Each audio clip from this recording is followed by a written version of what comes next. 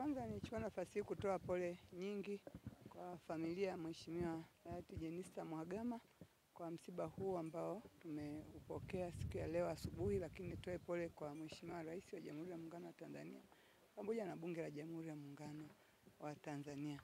Mheshimiwa Jenista Mhagama ni mbunge wa siku nyingi sana, tunafahamu, na katika nafasi yake ya ubunge wakati fulani ameshika nafasi za juu za nchi hii zikiwemo nafasi ya uwaziri, ambapo kwa kiasi kikubwa alikuwa ni mtu mchapakazi sana, alipenda kazi yake, lakini alifanya kazi yake kwa uzalendo mkubwa. Tutamkumbuka kwa kweli kwa jinsi ambavyo ameitumikia nchi yetu ya Tanzania.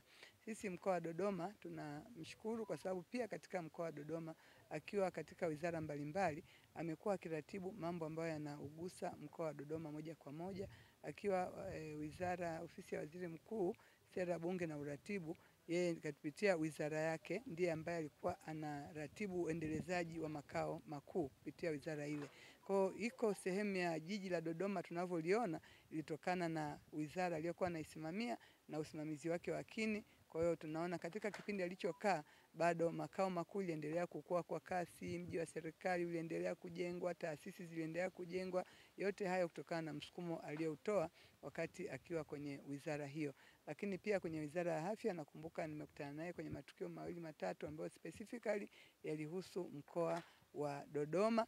Pale katika jiji la Dodoma tukiwa tunazindua program ambayo inasaidia watoto wa kike, tulikuwa naye na yeye aliongea kwa kirefu sana juu ya umuhimu wa kujali watoto wa kike.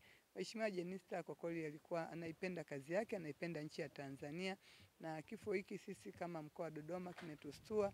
Na wakati fulani unasema nitamani nikauguze mtu nisikie ameenda hospitali, lakini tumekuja kusikia wakati ameshafariki. Basi tunasema kifo hakipangwi, Mwenyezi Mungu ndio anayekipanga.